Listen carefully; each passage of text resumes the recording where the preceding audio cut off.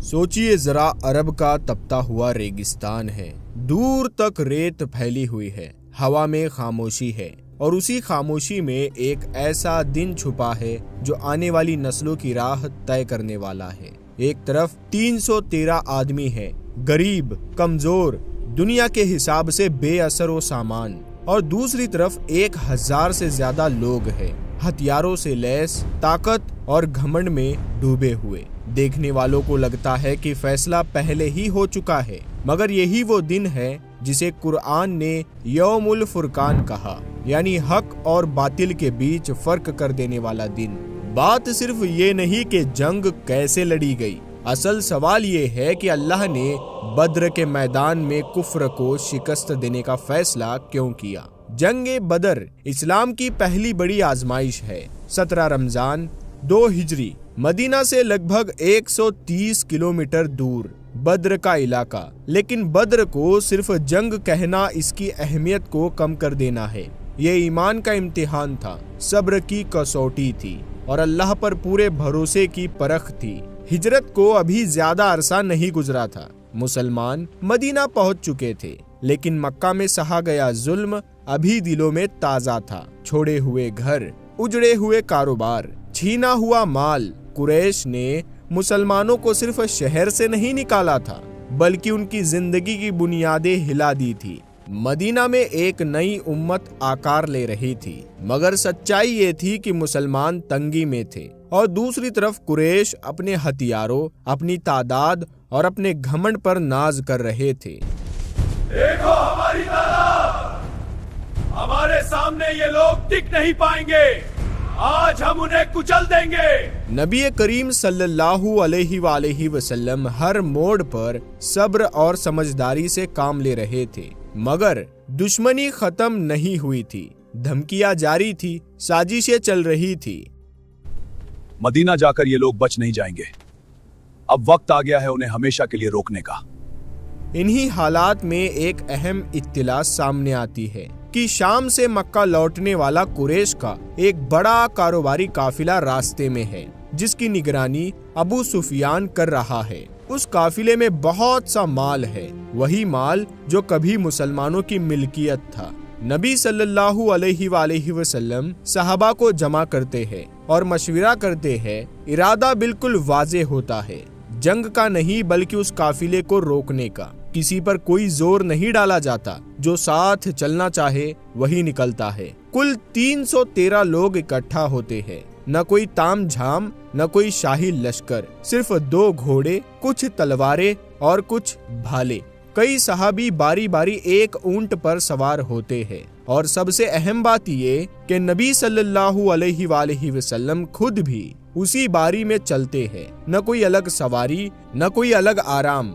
ये लोग इस यकीन के साथ निकलते हैं कि उनका मामला अल्लाह के हाथ में है। लेकिन उधर अबू सुफियान हालात को भांप लेता है। वो काफिले का रास्ता बदल देता है और मक्का में पैगाम भेज देता है कि काफिला खतरे में है। ये पैगाम मक्का में बेचैनी फैला देता है। अबू जहल आगे बढ़ता है, उसकी बातों से घमंड टपकता है। वो कुरैश को भड़काता है।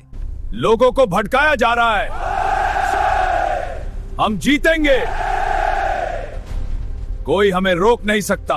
देखते ही देखते 1000 का लश्कर तैयार हो जाता है। घोड़े, हथियार और लड़ाई का सामान। उनका मकसद सिर्फ टकराव नहीं होता, बल्कि अपनी धाक जमाना होता है। अबू जहल ऐलान करता है कि हम बद्र पहुंचेंगे। सुन लो, हम बद्र जाएंगे और उन्हें दिखा देंगे कि ताकत किसके पास है।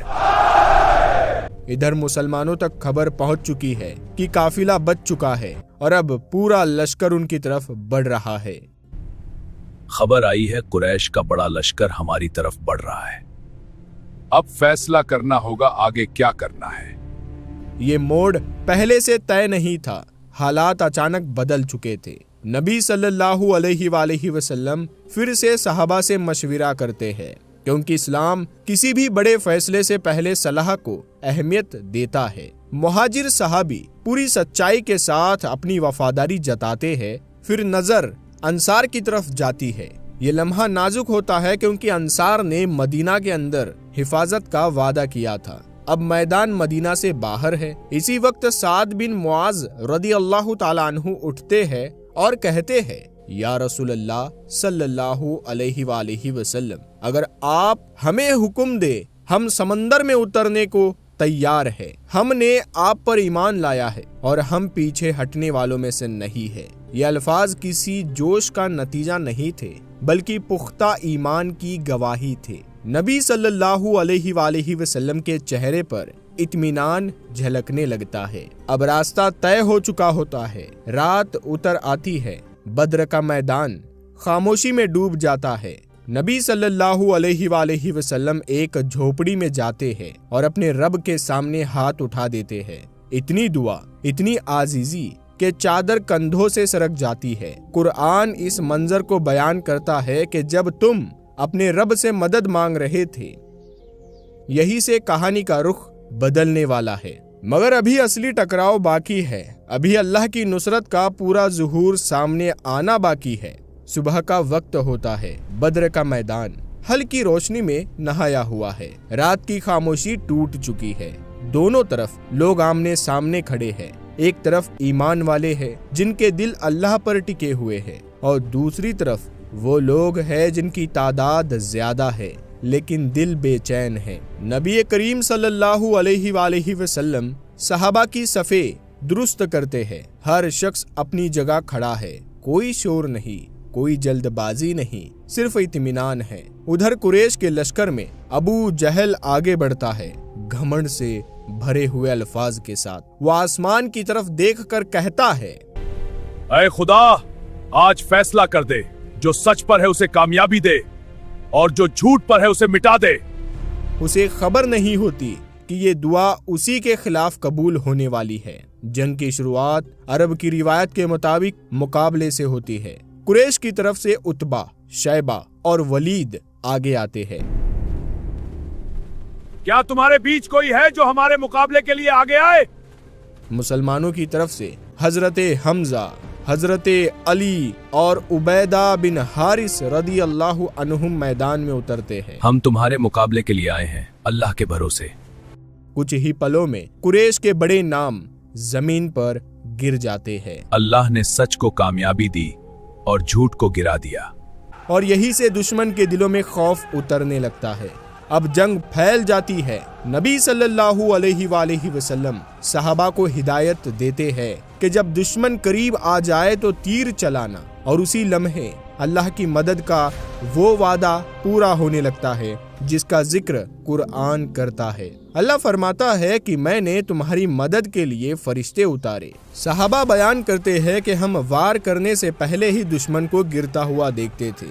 कभी सफेद कपड़ों वाले सवार दिखाई देते, कभी ऐसी आवाजें सुनाई देती जो इंसानी नहीं लगती थी। कुरान साफ कहता है कि ये जंग तुम्हारी ताकत से नहीं बल्कि अल्लाह की नुसरत से लड़ी जा रही थी। अबू जहल अब भी मैदान में मौजूद होता है, लेकिन उसका घमंड टूट चुका होता है। दो अंसारी नौजवान उस पर हमला करते हैं और वो जमीन पर गिर जाता है। बाद में हजरत अब्दुल्ला बिन मसूद रदी अल्लाह ताला अन्हु से पहचानते हैं, अरे यह तो अबू जहल है। कुफ्र का सबसे बड़ा सरदार मिट्टी में पड़ा होता है और उसी के साथ कुरैश की कमर टूट जाती है। जंग अपने अंजाम को पहुंचती है। 70 कुरैशी मारे जाते हैं, 70 कैद कर लिए जाते हैं और मुसलमानों की शहादत सिर्फ 14 होती है। अल्लाह तबारक व ताला कुरान में साफ ऐलान करता है कि तुमने उन्हें नहीं मारा बल्कि अल्लाह ने मारा। बद्र के बाद एक और इम्तिहान सामने आता है, कैदियों के साथ कैसा बर्ताव किया जाए। नबी सल्लल्लाहु अलैहि वसल्लम फिर मशविरा करते हैं और रहमत का रास्ता चुना जाता है। जिन कैदियों को लिखना पढ़ना आता है उन्हें मदीना के बच्चों को तालीम देने की जिम्मेदारी दी जाती है। बद्र सिर्फ जंग नहीं थी बल्कि अखलाक और इंसाफ की तालीम भी थी। इस जंग के बाद पूरे अरब में इस्लाम को अलग नजर से देखा जाने लगा। मदीना अब सिर्फ एक बस्ती नहीं रहा बल्कि एक जिम्मेदार कुव्वत बन गया। मगर इसके बावजूद और सहाबा के दिलों में जरा भी घमंड पैदा नहीं हुआ, क्योंकि वो जानते थे कि ये जीत उनकी नहीं बल्कि अल्लाह की थी। जंगे बदर आज भी हमें यही सिखाती है कि तादाद और हथियार कामयाबी की जमानत नहीं होते। कामयाबी उस वक्त मिलती है जब इंसान अपना मामला पूरी तरह अल्लाह के हवाले कर देता है। बद्र ये भी सिखाती है कि घमंड इंसान को गिरा देता है और सब्र उसे उठा देता है। अगर आज के दौर में हालात बद्र जैसे महसूस हो, अगर कमजोरी, तंगी और दबाव चारों तरफ से घेर ले, तो बद्र हमें याद दिलाती है कि नुसरत आज भी अल्लाह ही की तरफ से आती है। शर्त सिर्फ इतनी है कि ईमान सच्चा हो और भरोसा मुकम्मल हो। इसीलिए अपने दिल को अल्लाह से जोड़े रखिए, अपने ईमान को मजबूत रखिए और कभी ये ना भूलिए कि अल्लाह अपने बंदों को अकेला नहीं छोड़ता।